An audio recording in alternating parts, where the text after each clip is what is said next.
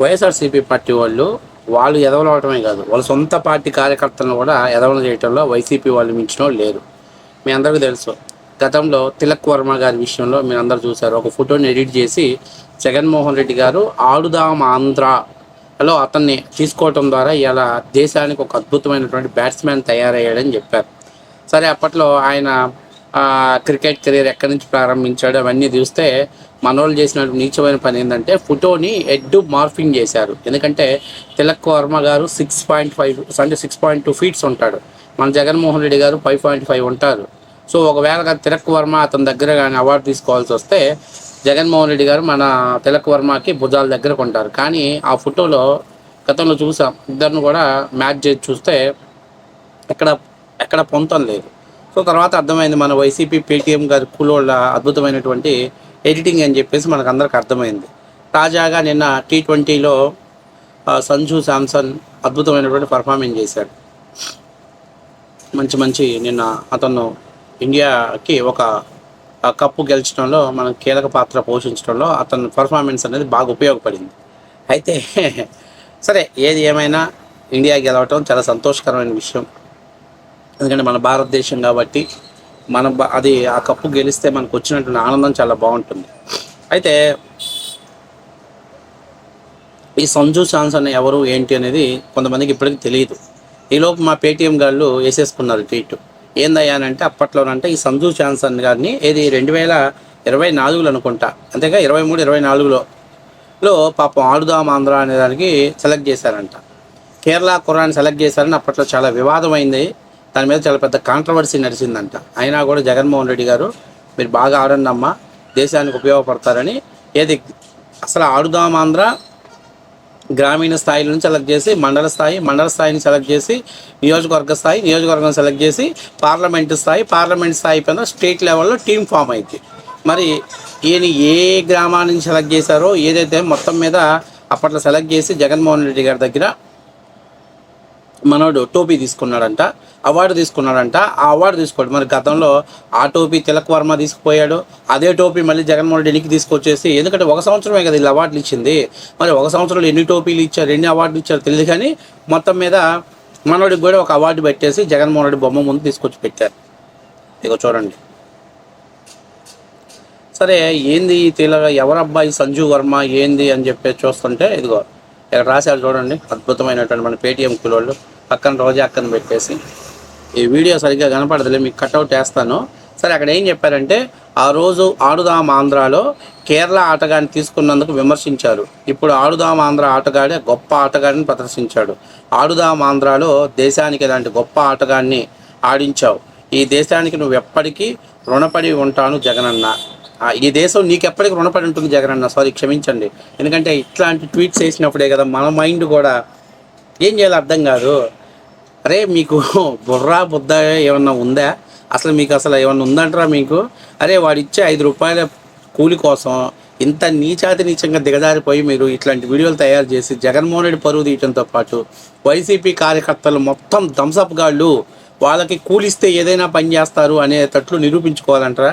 2023-24లో వచ్చినటువంటి అవార్డు తీసుకున్నటువంటి ఆటగాడు T20 మ్యాచ్లో సెలెక్ట్ అయ్యాడంటే నవ్వుతారా?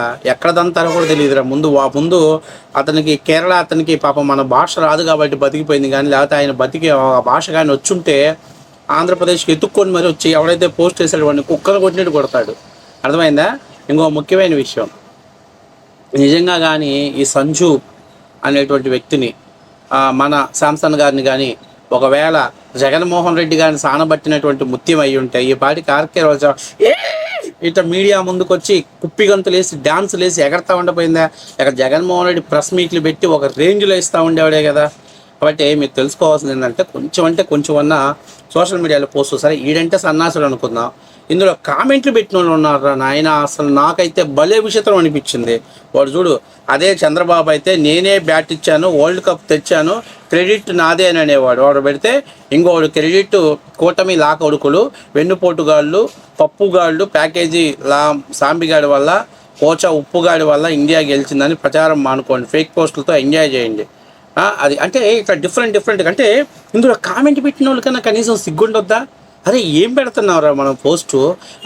జగన్మోహన్ రెడ్డి అక్కడ గల్లీ క్రికెట్ పెడితే ఇతను ఢిల్లీకి వెళ్ళిపోయి కప్పు కొట్టుకురావడం ఏంట్రా? అసలు ఏమైనా T20 దేశానికి నిలబెట్టే ఏదైనా కప్పు కొట్టుకురావడం ఏంటి?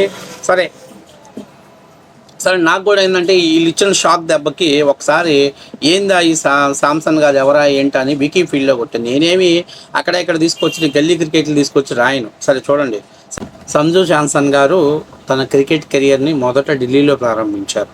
ఆ తర్వాత తన మాతృ రాష్ట్రం అయినటువంటి కేరళకు రావడం జరిగింది. మరి 2011లో మన సంజు శాంసన్ గారు కేరళ తరపున ఫస్ట్ అరంగేట్రం చేశారు.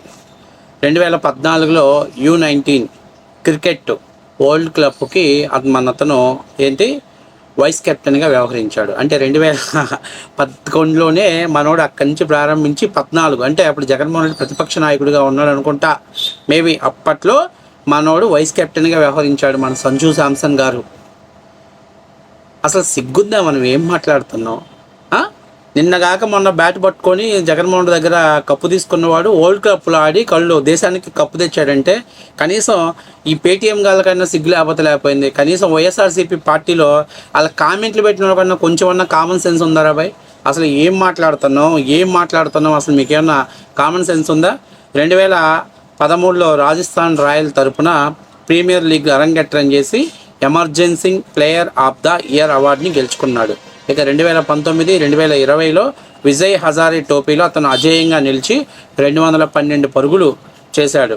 ఈ విధంగా అతను ఒక్కొక్క అడుగు ముందుకు సాధించుకుంటూ వచ్చేశాడు. అసలు ఆయన 2019 జగన్మోహన్ రెడ్డి ప్రభుత్వం వచ్చే నాటికే మనోడు ఒక పవర్ఫుల్ క్రికెటర్గా తయారయ్యాడు. అలాంటి వ్యక్తిని తీసుకొచ్చి 2023, 24 లేకపోతే 24, 25 ఆడుదాం ఆంధ్రాలో వచ్చి గెలుచుకొని కప్పు గెలుచుకొని చెప్పాడంటే అసలు ఏంది ఇలాంటి సిల్లీ క్వశ్చన్ చెప్తారు? మొన్నేమో తిలక్ వర్మ మావాడేనంటారు, ఇవాళేమో సంజు శాంసన్ గారు మావాళ్ళే అంటారు. అరే ఏమన్నా అర్థం ఉందరా? మనం ట్రైనింగ్ ఇస్తే వాళ్ళు తయారయ్యేవాళ్ళు. మన వెంకటేష్ నాయుడు ఉన్నాడు, ఆయన తీసుకెళ్ళి లోపల పడేస్తారు.